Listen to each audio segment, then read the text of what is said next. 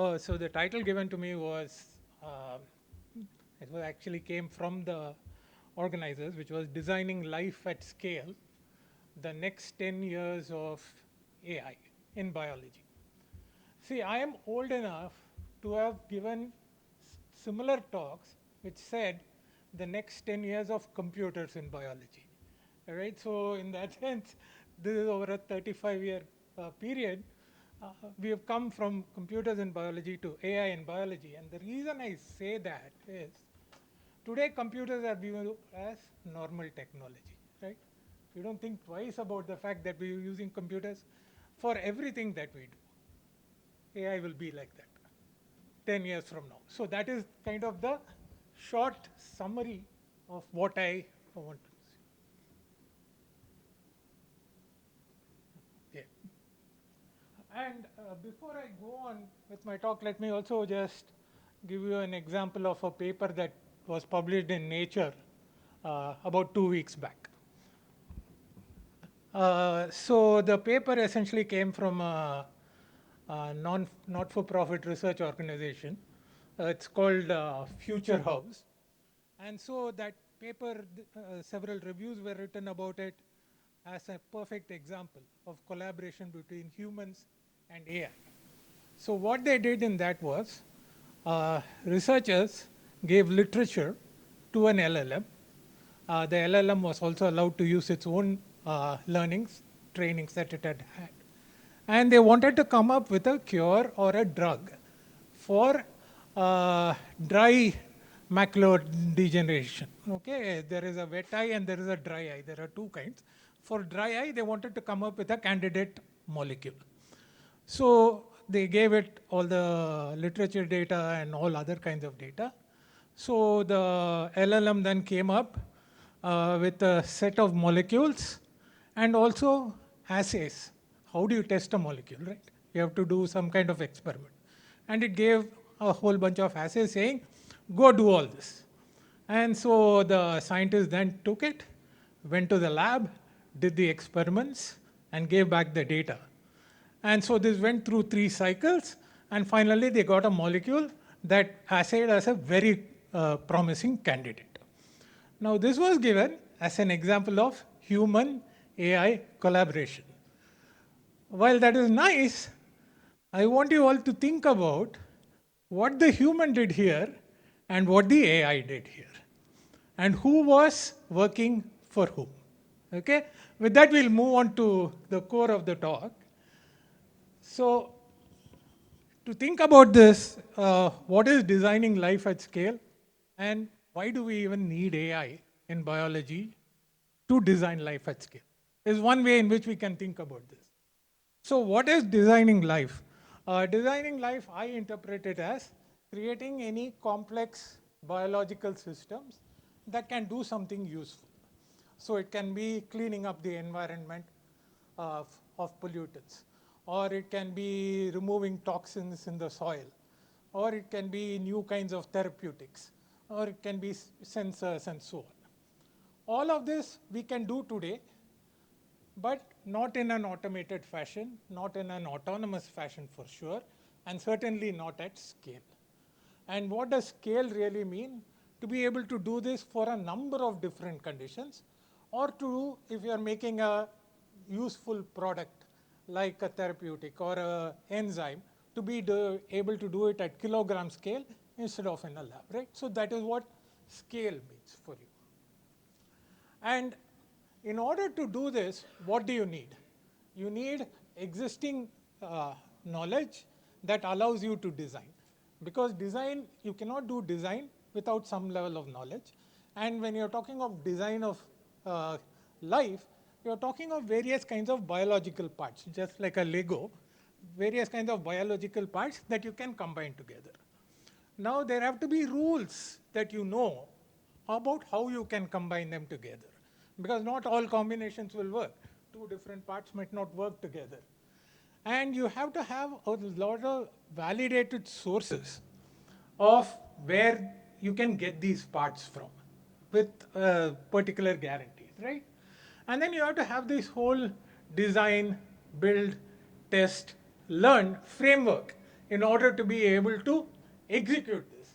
And finally, you can't just be designing and testing ad infinitum. So you really need to have some kind of intelligent models that will tell you how these experiments should go on, right? And finally, because we are talking of biological systems, safety, ethics, and all of that become very, very important. So these are the kinds of things we need. Where are we? Design in biology is very hard, right? Unlike with other disciplines. And a common example we can take is something like physics, right? In physics, what do you have? You have a whole bunch of theories, and many of these theories have a status of a law, right? Because they are not violated. What we know about biology is full of exceptions, right? We are all different. Although the underlying processes here are the same, there is huge differences even between us, let alone between us and a plant and a bacterium, right? And so what we are at some point in an evolutionary history. And evolution happens any which way with guided only by two criteria. How well can I adapt? What is changing in my context? Right? Those are things. And because we don't have theories and we don't have laws, what we need is something that can do deep pattern recognition and give us insights out of what we are seeing. And that is precisely where AI fits in, because AI also doesn't have a theory, right? At least the way we have it right now, we don't have a theory about AI. So a theoryless AI working on a almost theoryless biology is the need of the day. Okay? So if we are then talking about design at scale, what may be, what could possibly happen in 10 years? And we have heard this in talks this morning and also from before in various forms, right? Which is that two types of scale we can think of. Scaling discovery. And by discovery, I don't mean discovering molecules. By discovery, I mean discovering biology. Because there is huge amount of biology that we don't know. And how are we going to go about discovering them? Unless we can do experiments at scale. And if we do experiments at scale, how do we analyze experiments at scale? Again, we need AI. And to do so, there are two elements at play here. One is the ability of AI to analyze experiments at scale. The other is the ability of AI to orchestrate multiple experiments simultaneously, right? So two things at play here. And so in essence, what you're looking at is just like you might have your C or Python or other code which gets compiled and executed to produce an output. What you will have is a system that will compile biology as the programming language into multiple executables. But that is only prototypes. Once you have the prototypes, to make something useful, you have to scale it up. And that is where you have essentially what you move over into manufacturing. And that tends to be, like in many other disciplines, an optimization problem. An optimization problem where you're saying, I want to achieve this, here are the various parameters, and here are the things I can adjust. Give me the best cost benefit ratio that I can achieve to get there. And so essentially then you can summarize this as a transformation of biology from observation to engineering, because design is only in service of engineering, right? And so the transformation of biology to from observation to engineering is where hypothesis generation based on available data is no longer done by humans, it is done by the AI system. And it is done with minimal human intervention. And so this has led to the concept of self-driving labs. And so there are multiple examples of this now actually, where so there are labs both in the US and some in Europe, where you have a complete fusion of AI agents that we have been hearing about along with laboratory robots. And what you then have is a system. So when you do any experiment, right, there are two things you're doing. Like you have a search space that the experiment explores, right? What are the various things an experiment is exploring? And then what is the particular experiment to do in order to answer a problem? So when you want to solve a problem, there is a search space and there is a particular way in which you are then going to do the experiment. Right now, some combination of this is done by humans and machines. In a fully autonomous system, that entire thing will be done by the self-driving labs, right? They will decide what is the search space and they will decide what is the exact experiment to be done to answer that question.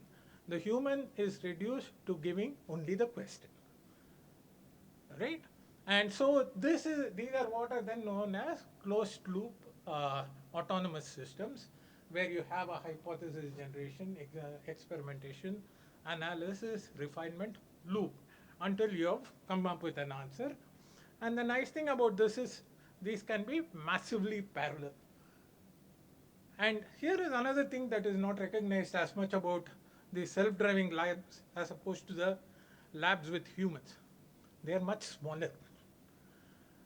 Even though there might be robots there and so on, because a human doesn't operate with extreme efficiency, and humans need space to move around, moving reagents from one place to other, moving samples from here and there. Robots accomplish all this in a much smaller space, working 24/7. And so they can do a lot, even for unit space, you can do a lot more experiments than if you had a human there. So there are lots of gains that come in that way. And so essentially then scientists define the goals, and once the experiment is done, verify and validate. So there are various examples of this being done. One particular one that I would like to talk about is this thing called microcycle that came out of Novartis in 2024, where they essentially have a fully autonomous lab that can make molecules, test molecules, and refine the process to make the molecules better.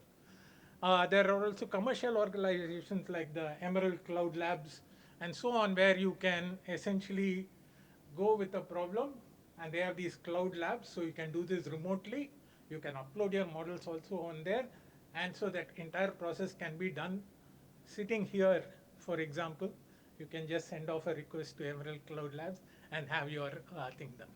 So this is where we are kind of going in this whole this space. How far we get, will we get there in 10 years? I don't know.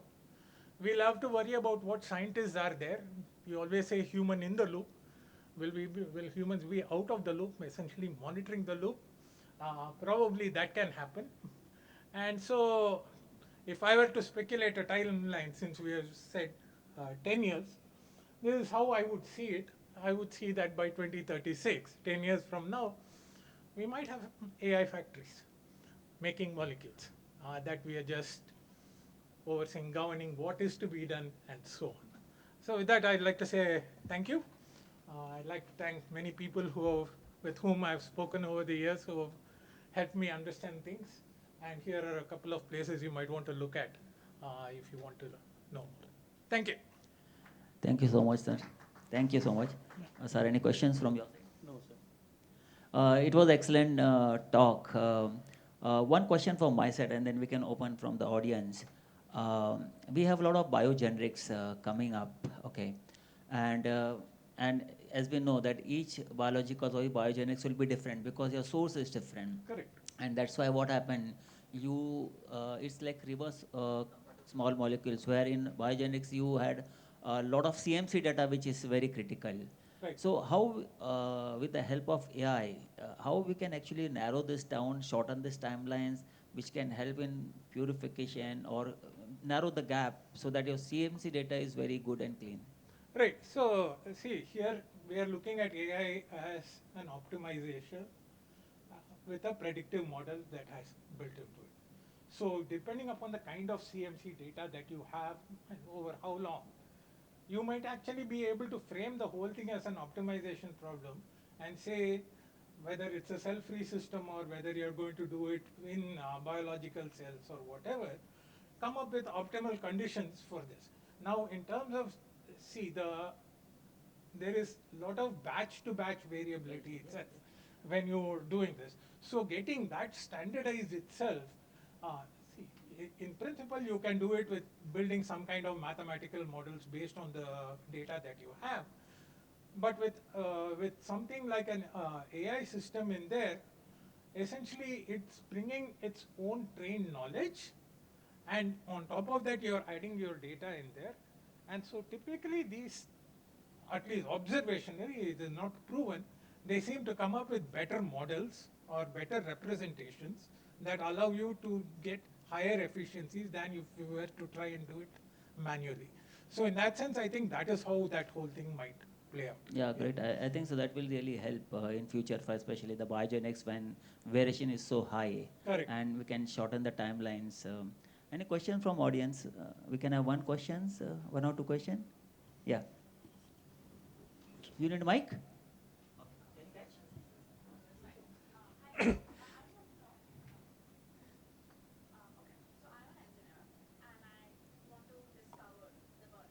That you said. I want to know what do you think are the bottlenecks or like the challenges that we will face, because the biological system, as we all know it, is probably the most complex system ever made. So even just to know what we already have is very difficult, and to understand it, interpret it, represent it, and then build models is another different story.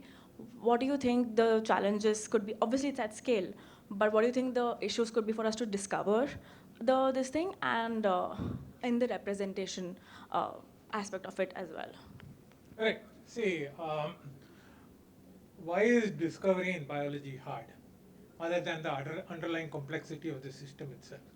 Is that biological experiments take time, right? So the turnaround for an experiment is time. Now, because it is such a complex system, your readouts from the experiment are also going to be complex. For example, if you wanted to say, just take an organism like yeast, and you say, I want to understand the complete systems biology network of yeast, right? What are the various genes? What are the protein products? How are all of this connected? What would you have to do? Now, yeast is not a single strain. There are Correct. probably about thousands of strains there. Correct. So, but that thousands of strains are information for you. You take those thousands of strains and you say, I'm going to now take a whole library of molecules or some other modulators. I'm going to, on each one of these, do an experiment where I'm going to say how the yeast cell behaves in the presence or absence of this external perturbator. And how am I going to measure it? I can connect it to a mass spectrometer to look at the metabolic profile, or I can connect it to an RNA sequencer to look at the transcriptomic profile, and I have this huge amount of data. Correct. Yeah. Now I have this on thousands of strains, Yeah. on thousands of molecules, right? I can collect this data and then I can understand something from it using some kind of an AI tool. And then I can do further experiments based on that and go through this process, right? And at the end of it, I'll have a complete map of a systems biology map of yeast. So that is how that whole thing plays out. Okay. Thank you so much, sir. Yeah.